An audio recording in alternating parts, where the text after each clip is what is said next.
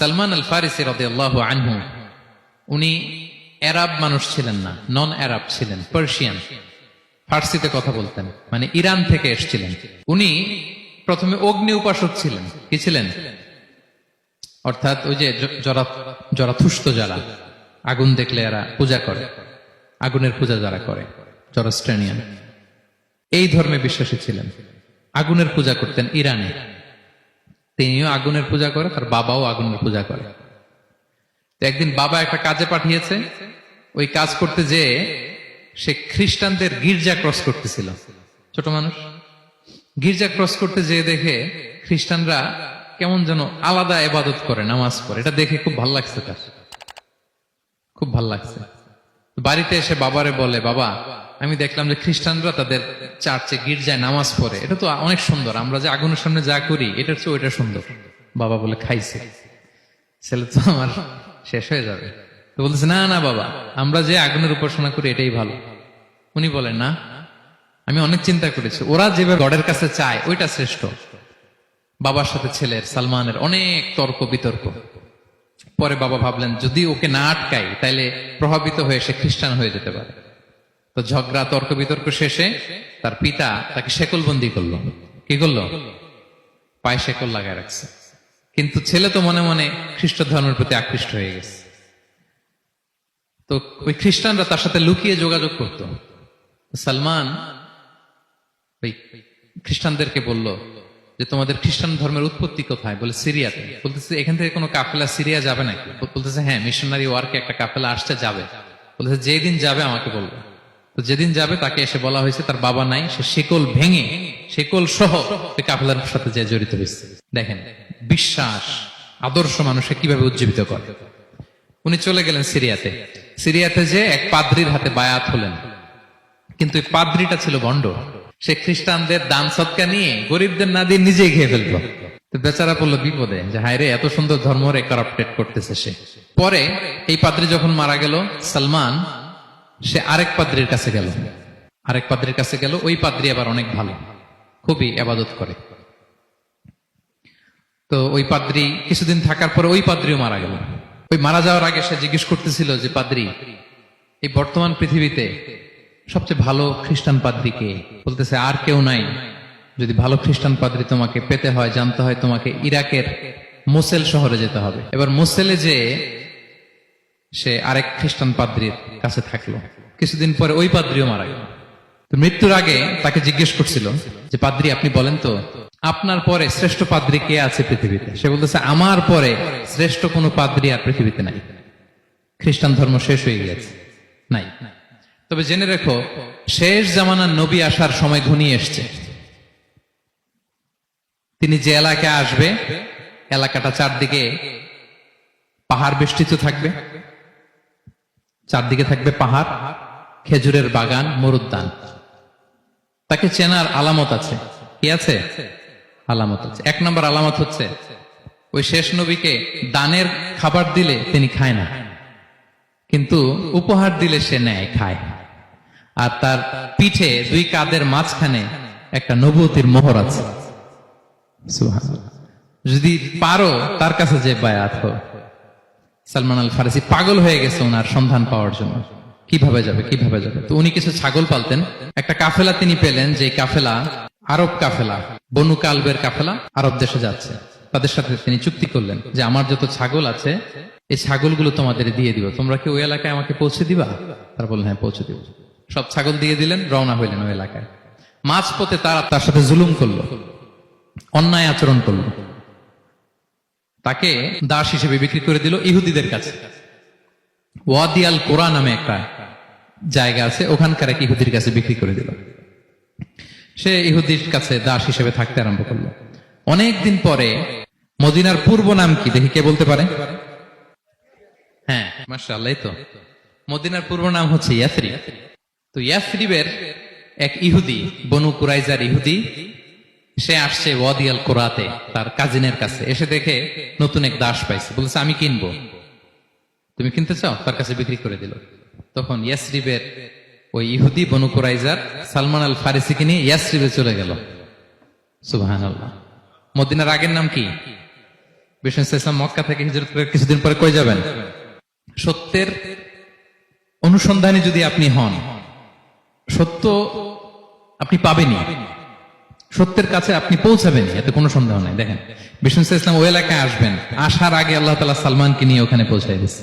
তিনি ওখানে থাকলেন, দীর্ঘদিন থাকলেন, খেজুর বাগানে তিনি কাজ করেন আর অপেক্ষা করেন যে কবে বিষ্ণু ইসলাম আসবেন। একদিন তিনি খেজুর গাছের উপরে কাজ করতেছেন, হঠাৎ ইহুদিরা বলা বলি করতেছে, আজকে ওই মক্কা থেকে কোন এক লোক নাকি আসছে কোবা পল্লীতে, সবাই বলে সে নাকি নবী, সবাই বলে সে নাকি।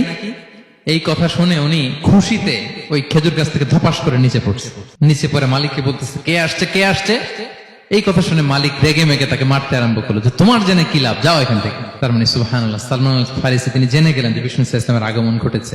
আপনারা জানেন যে হিজরতের যে রুটটা, বিষ্ণু ইসলাম সরাসরি ইয়াসরিবে বা মদিনায় না ঢুকে প্রথমে কুবাতে ঢুকেছিলেন, কুবা পল্লীতে কিছুদিন ছিলেন, মসজিদে কুবা নির্মাণ করেছেন। তো তিনি তো সত্যের সন্ধানী হয়ে পাগল, আল্লাহর কাছে সবসময় দোয়া করতেন, আল্লাহ সেই আখির জামানার নবীর সন্ধান যেন আমি পাই। সালমান আল ফারিসি রাদিয়াল্লাহু তাআলা আনহু, ওই যে তার পাদ্রীর শিখিয়ে দেয়া যে আলামত, তিনি দেখলেন ঠিকই তো ইয়াসরিবের দুই দিকে হাররা আছে, মানে পাহাড় বেষ্টিত, আবার খেজুরের বাগান আছে। এবার তিনটা যে আলামত দিয়েছিল, ওই আলামত চেক করার জন্য কিছু খেজুর নিয়ে কুবায় চলে গেলেন। কুবায় যেয়ে দেখেন বিষ্ণু ইসলাম সাহাবাদের নিয়ে বসা। তো তিনি বিষ্ণু ইসলামের সাথে পরিচিত হয়ে বললেন, এই যে কিছু সাদাকার খেজুর আমি আপনার জন্য এনেছি, নেন।